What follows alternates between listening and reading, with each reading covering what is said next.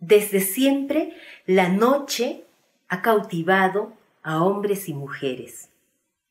Así es que hoy vamos a conocer un poquito de todo ese misterio que la rodea. Dicen que al principio de los tiempos, el único que reinaba en los cielos era el sol. Y aquí en la tierra, los dioses y los hombres vivíamos juntos.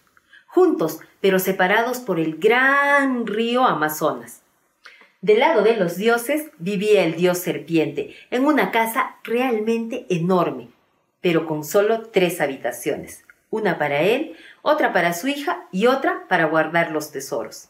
Del lado de los hombres, a lo largo del río Amazonas, se habían puesto pequeños grupos en aldeas de hombres y mujeres. Por el lado de los dioses, la hija del dios serpiente era una mujer realmente bellísima, con unos cabellos negros largos que le llegaban hasta las rodillas, con una piel dorada y parecía que incluso había sido dorada por el mismo sol, con un par de ojos negros que en ellos se dice que incluso se podía ver reflejado el mismo universo. Un día, porque siempre hay un día, la hija del dios serpiente decidió salir a pasear, pero no como siempre, sino que esta vez hizo un paseo muchísimo más largo, casi hasta llegar a la orilla del mismo río Amazonas. Y ese mismo día, de la aldea de los hombres, salió uno de ellos, uno que salió a pescar y que tomó su bote y sus redes y salió tranquilamente aquel mismo día.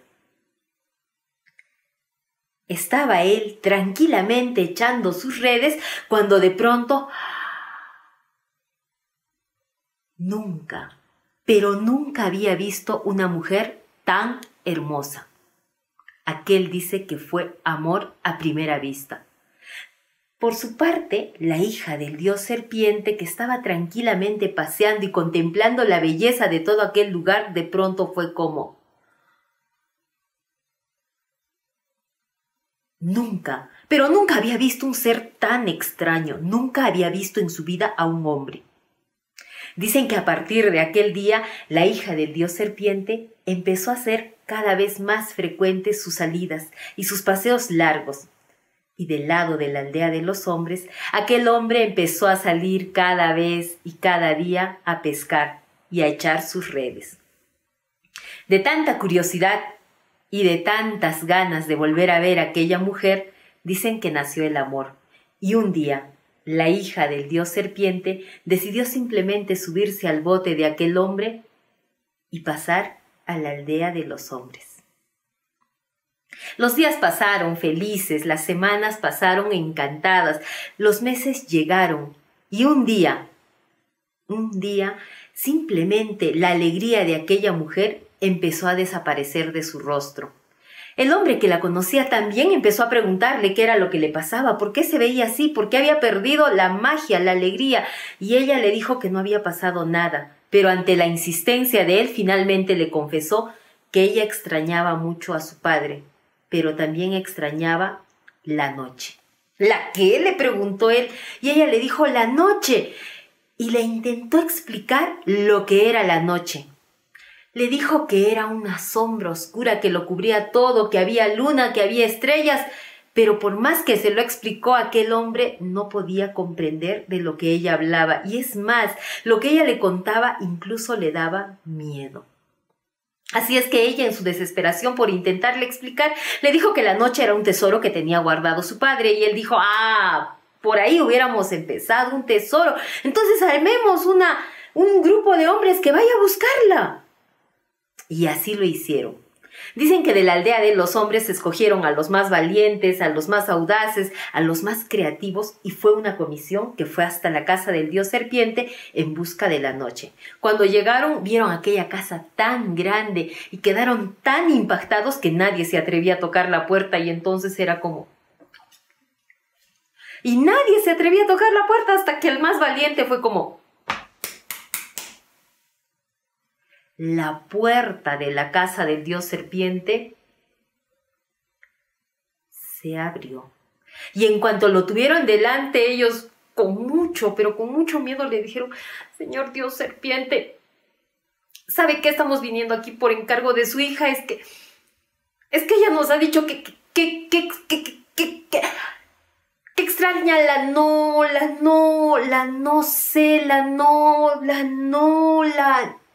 noche, dijo él. Sí, eso, dijeron ellos. Y sin decir una sola palabra más, entró al interior de su casa hasta la habitación donde guardaba los tesoros y de ahí tomó un coco. Sí, un coco. Y cuando llegó frente a los hombres, se los entregó y ellos, llenos de nerviosismo, los recibieron y dijeron: muchas gracias, Señor Dios. Inmediatamente lo tuvieron en sus manos, pegaron la vuelta y empezaron a salir, y el dios serpiente les dijo: pero eso sí, la única que puede abrir el coco es mi hija. Pero los hombres ya estaban bastante lejos. Él confió en que aquellos hombres habían escuchado el mensaje y se quedó tranquilo. Los hombres, por su parte, cuando ya se vieron lejos de la casa del dios serpiente, se sintieron más relajados y empezaron a mirar aquel coco. Y dijeron: pero por esto hemos venido. Si hubiéramos sabido que era esto, cualquier coco hubiéramos sacado, no hubiéramos estado arriesgando nuestra vida. ¡Toma! Y se lo pasaron a otro y: no tiene nada de especial, toma. Y así lo iban lanzando de mano en mano hasta que llegaron hasta la orilla del río y se subieron a su bote y se fueron tranquilamente conversando, pero por más conversación que uno tiene, a veces simplemente se acaban las palabras y en ese momento se acabaron. Y los invadió un gran silencio. Y en medio de aquel silencio empezaron a escuchar ruidos extraños, ruidos que nunca antes habían escuchado, y era como tuc tuc tucú, tuc tuc tucú, cri, cri, cri. Y los hombres era como: ¿has escuchado eso? ¿Has escuchado? ¿De dónde viene? Asustados intentaron identificar de dónde venía aquel ruido que parecía cada vez más cerca de ellos, y de pronto uno tomó el coco y... ¡ay! Dijo: de ahí viene, ya lo hemos malogrado, yo les he dicho que no estén tirando esas cosas y ahora ya lo hemos malogrado. El otro lo tomó. Efectivamente, los ruidos venían de ahí y era como: ¿y ahora qué hacemos? ¿Pero qué hacemos? Y empezaron a darle vuelta al coco y a mirarlo, y se dieron cuenta que los 3 agujeros que tenía estaban tapados con cera de abeja. En ese momento se les ocurrió una gran idea.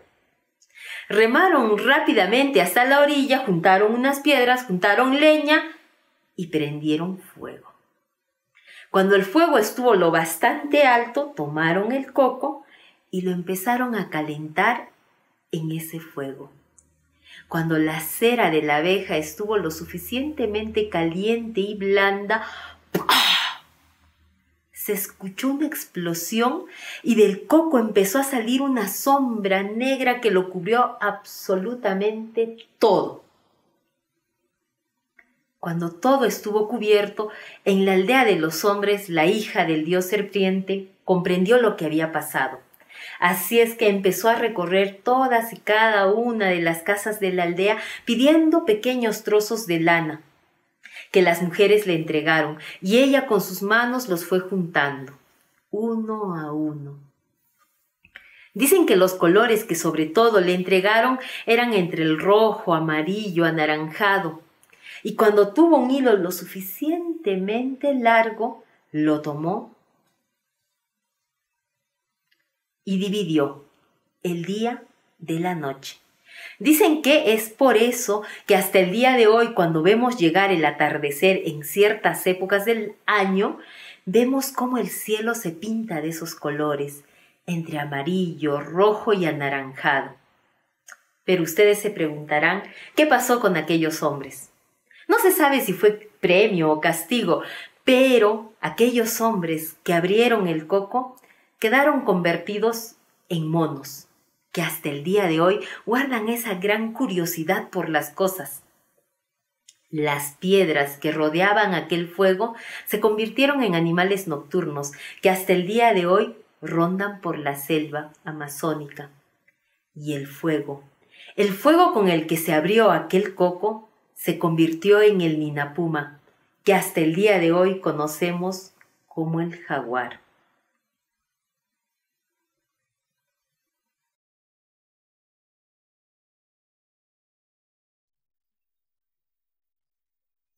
Esta es la historia de un personaje que siempre se mete en problemas. Y esta no es la excepción.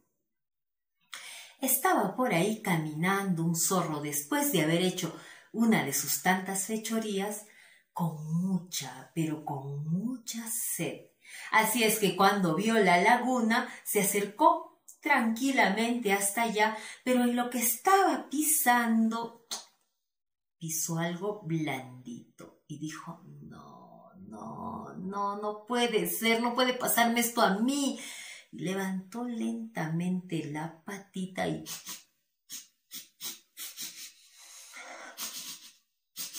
¡ay, qué pisado!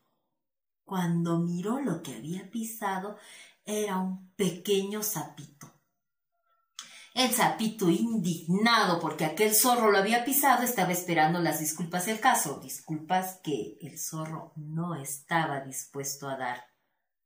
Cuando el sapito vio que el zorro ni siquiera le iba a decir perdón, le empezó a exigir las disculpas del caso, y el zorro lo miró y le dijo, ¿disculpas? ¿Disculpas? ¿Yo pedirte disculpas a ti? Deberías dar gracias que te he pisado, un animal tan hermoso, tan veloz, pisándote a ti, un animal bastante feo, ¿ah? El sapito al escuchar eso estaba indignado, realmente indignado, así es que exigió las disculpas del caso. El zorro por su parte se negó completamente y dijo, no, yo cómo voy a pedirte disculpas a ti, un animal tan feo. Palabras van, palabras vienen, palabras van, palabras vienen, insultos van, insultos vienen. Y entonces el sapito le dijo, usted se cree muy veloz, pero ¿a quién le ha ganado? ¿A mí? ¿No? El zorro cuando escuchó eso dijo, ¿a quién no le he ganado? ¡A todos! ¡Les he ganado a todos! Bueno, si usted quiere, también le gano a usted, ¿eh? El sapito, que estaba tan enfadado, abrió la boca aún más grande y le dijo, ¿quiere correr conmigo? Pues corramos. El zorro dijo, ¿cuándo y a qué hora? Si quiere mañana mismo, que hay luna llena. Y quedaron en eso, que a la noche siguiente se encontrarían para ir hasta la punta del cerro donde había una pequeña roca y que esa sería la meta.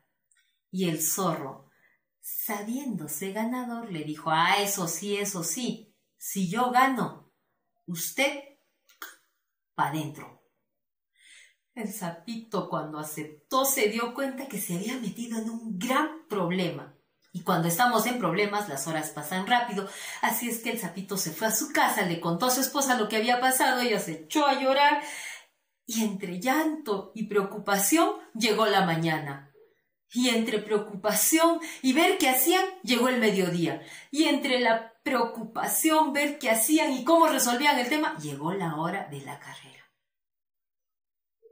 El zorro, por su parte, llegó al punto de partida tranquilo, relajado, listo para la carrera. El sapito, por su parte, se le veía llegar dando pequeños saltos, un poco nervioso. No un poco, ¿qué les digo? Bastante nervioso. Los animales que se enteraron de la carrera estaban ahí, llenos, abarrotando el lugar. Y no faltó el entusiasta que gritó en sus marcas, listos, ¡fuera! El zorro, confiado en su velocidad, empezó a caminar lentamente, tranquilamente, oliendo una flor, mirando lo hermoso que se veía la noche con aquella hermosa luna. Y entonces dijo, ¿dónde estará el compadre sapo? No, seguro que está allá atrás. Uy, ¿dónde se habrá quedado? Y mirando hacia atrás empezó a gritar, compadre sapo, ¿dónde está? Casi al lado de él se escuchó un huerec, que en idioma sapuno significa aquí estoy. El zorro, sorprendido de escuchar al sapo tan cerca, dijo: ¡ay, no, ese sapo! No pensé que era tan veloz, mejor me apuro. Y empezó a apurar el paso. Cuando se vio a medio camino, dijo: ¡ay, ahora sí, el sapo debe estar allá atrás! Y mirando hacia atrás una vez más gritó: ¡compadre sapo! ¡Compadre sapo, ¿dónde está? Esta vez, 2 pasos delante de él, se escuchó un huec.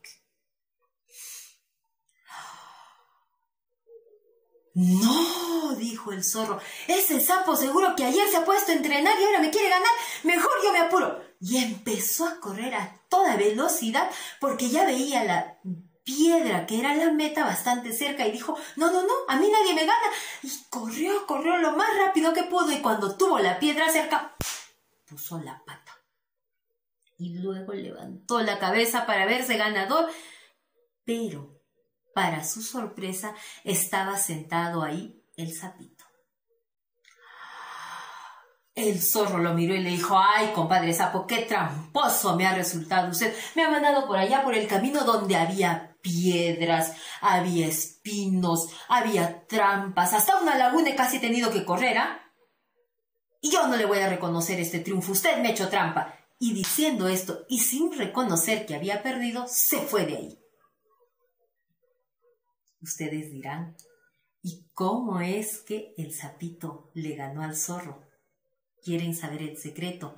Pues yo se los cuento. Dicen que cuando el zorro ya estaba bastante lejos y el sapito había sido declarado ganador, él empezó a desandar el camino. Y cuando dio unos 2 o 3 saltos, se encontró con su hermano, y 5 saltos más abajo, con su esposa, 6 saltos más allá, con su vecino, con el primo de su vecino de su amigo, con el cuñado del hermano de su tío, y así sucesivamente.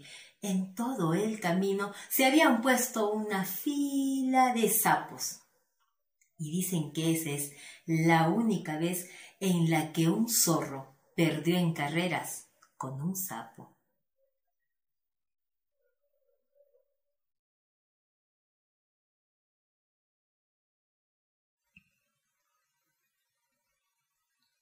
¿Quién alguna vez en su vida no ha tenido miedo a la noche? Esta es la historia de Julio. Julio más o menos tiene 5 a 6 años y debajo de la cama de Julio vive un monstruo de manos azules y uñas largas y amarillentas.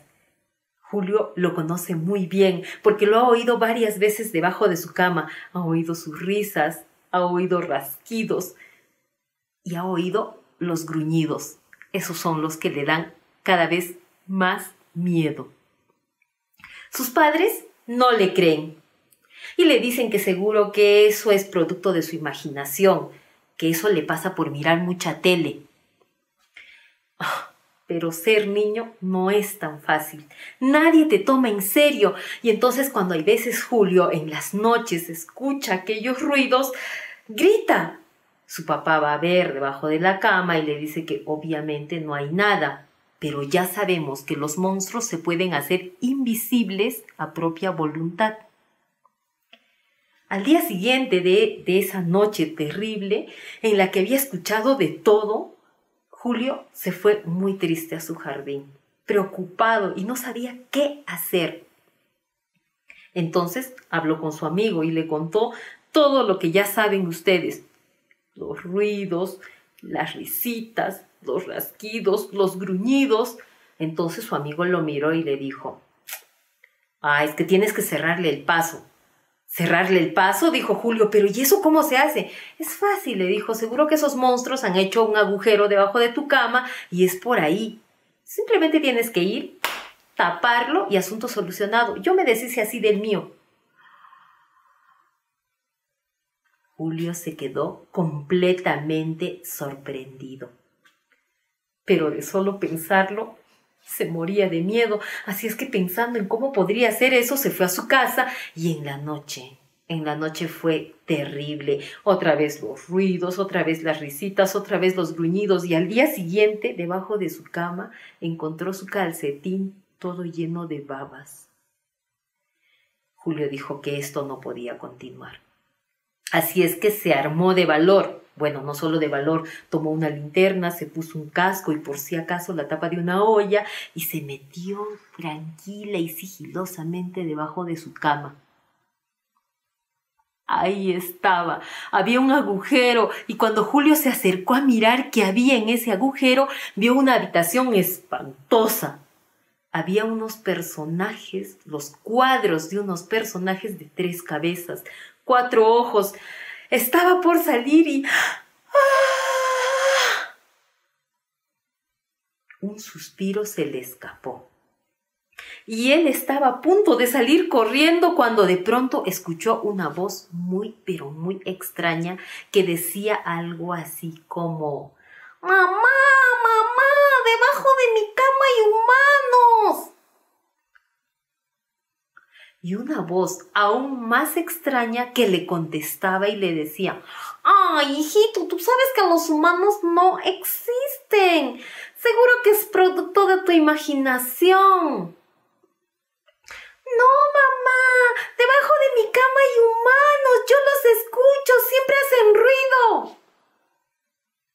Y la voz, aún más extraña, le volvió a contestar y le dijo: ¡ay, hijito, seguro que son los gusanos que has cenado que ahora te están haciendo daño y te producen pesadillas! No, mamá, yo estoy seguro que debajo de mi cama hay humanos. Ay, hijito, es que eso es producto de todos los libros que lees. Eso es producto de tu imaginación. Los humanos no existen. Y es que a veces que dicen que es muy difícil ser un pequeño monstruo. Y colorín colorete, esta historia se acabó y se fue en un cohete.